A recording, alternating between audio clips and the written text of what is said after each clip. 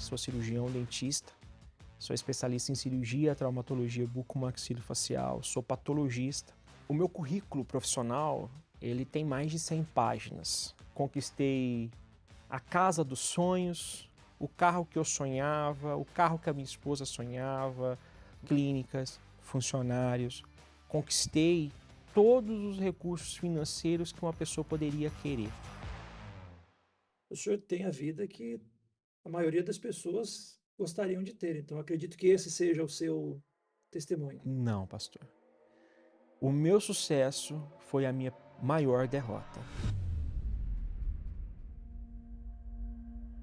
Sempre eu queria mais. Eu queria recursos financeiros, eu queria dinheiro, eu queria poder, eu queria status.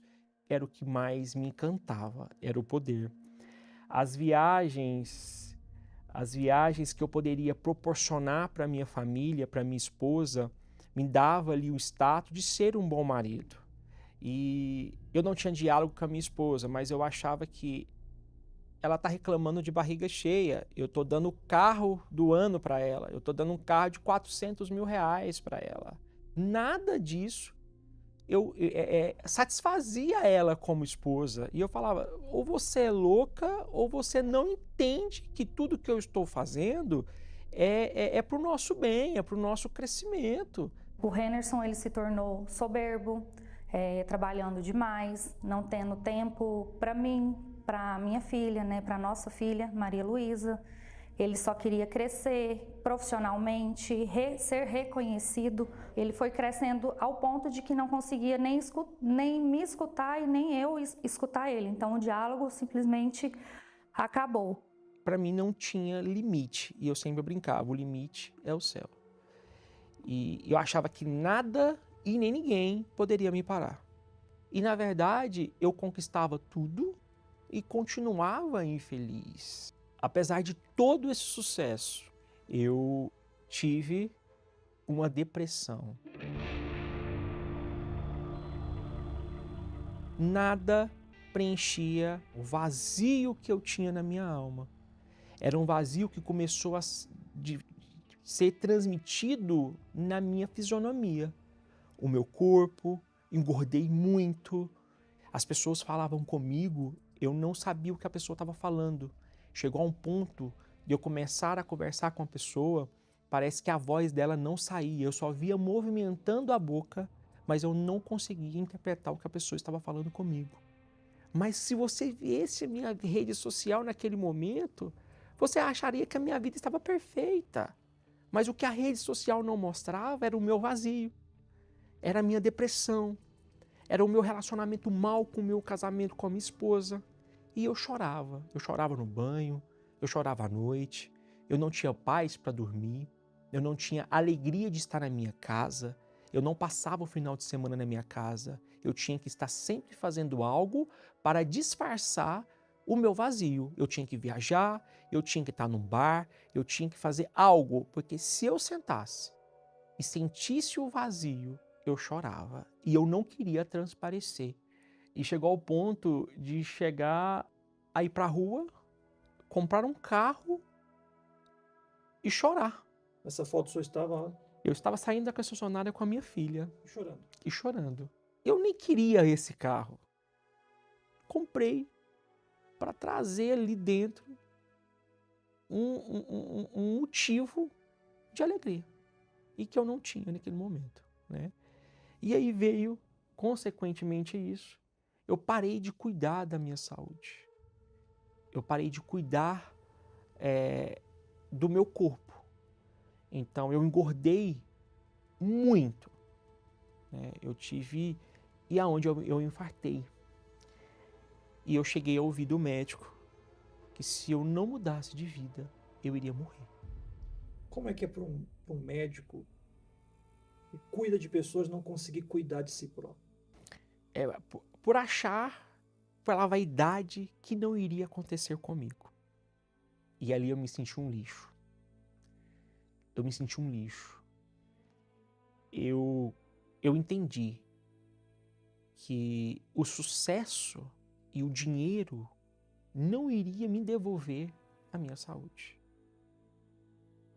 E eu tentei buscar os melhores especialistas, os melhores profissionais. E aí foi se agravando. Quando eu chego em janeiro do ano passado, eu me encontro sem movimentos da perna. A minha alma, o meu corpo e o meu espírito continuava doente. Ao ponto de, em janeiro desse mesmo ano, eu tinha o maior congresso da minha profissão em São Paulo. Eu era um dos palestrantes, eu tinha reuniões importantes como representante do conselho, e eu não queria que as pessoas me vissem daquele jeito. E eu cheguei em São Paulo com toda a minha equipe de assessoria. Eu pedi para que eles não ficassem no mesmo quarto comigo, que eu gostava que eles ficavam em todas as viagens comigo. Porque eu já estava com o pensamento predestinado. Eu já estava com o pensamento de tirar a minha vida.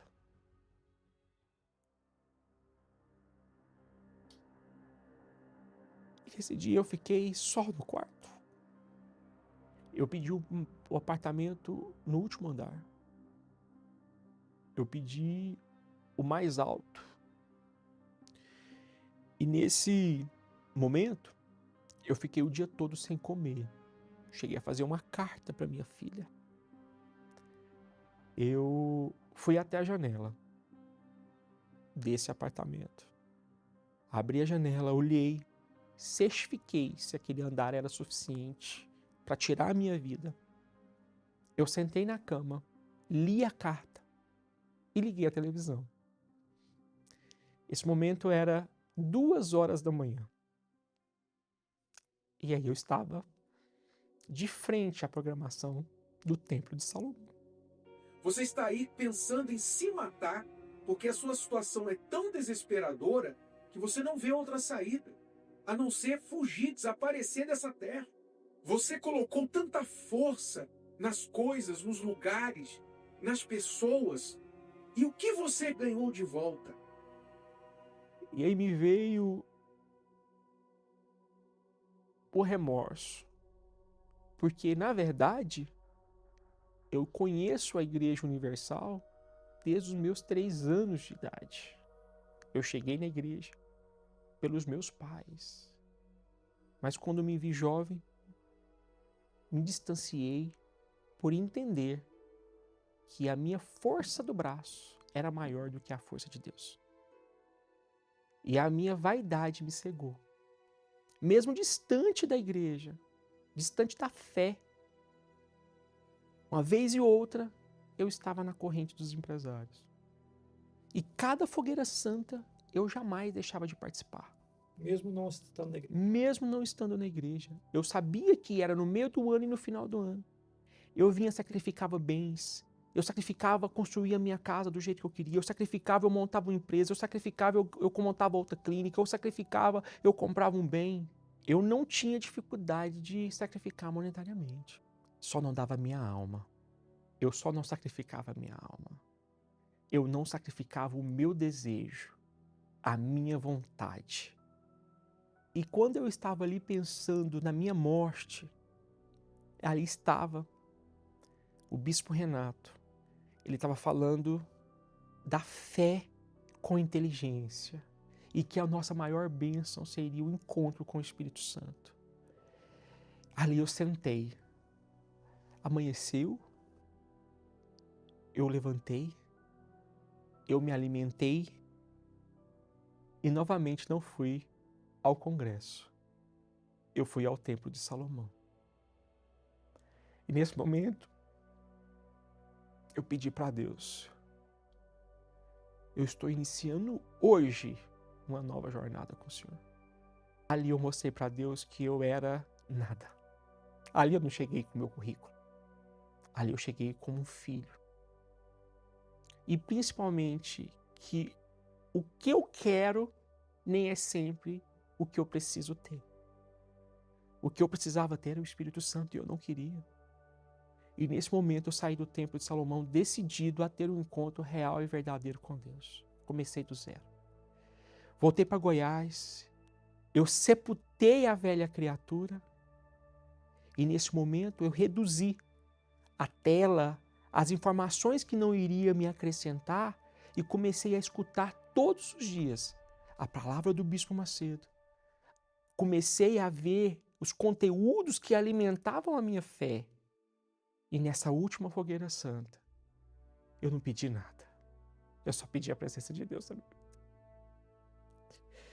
Eu só pedi a direção dele. Eu só pedi a cura da alma. Eu pedi o que estava na palavra de Deus. Primeiro o Espírito Santo, o resto seria me acrescentado. E eu falo para o Senhor que não foi a maior de sacrifício financeiro, foi a maior de entrega. Foi a qualidade do Cordeiro. E eu tive o Espírito Santo. Eu fui batizado com o Espírito Santo. Foi glorioso. Foi a maior conquista, foi a maior bênção, foi a maior vitória e o maior reconhecimento que nenhuma honraria, seja nacional, internacional, nenhum prêmio de um congresso poderia me proporcionar. Porque ali eu estava sendo reconhecido pelo meu Deus. Foi aonde eu entendi que em Malaquias 3,10, que a primícia não é só no dinheiro, não é só no dízimo. Eu tenho que colocar Deus como primeiro em tudo. Então o senhor não veio hoje aqui contar sobre as suas conquistas materiais? Não, hoje eu não vim contar sobre as minhas conquistas materiais, porque elas não estão nem 1% do que hoje significa a minha salvação. Eu não quero mais nada. Eu só quero permanecer na fé até o último dia, até a volta de Jesus, para que eu possa definitivamente glorificar a Deus de perto.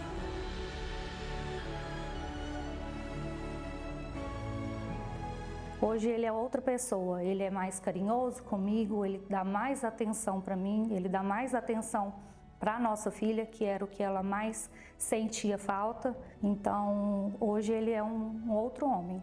Para quem cuida do sorriso das pessoas, hoje o senhor tem um sorriso também original. Hoje eu tenho um sorriso da alma, do espírito e do corpo. O sorriso está estampado, a alegria, a vontade de viver, a vontade de levar alegria para as pessoas, a vontade de mostrar que tem cura, que tem jeito, que Deus existe, que Ele pode fazer muito mais na sua vida, que Ele não é uma bênção financeira, que Ele não é negociável, Ele é muito além disso.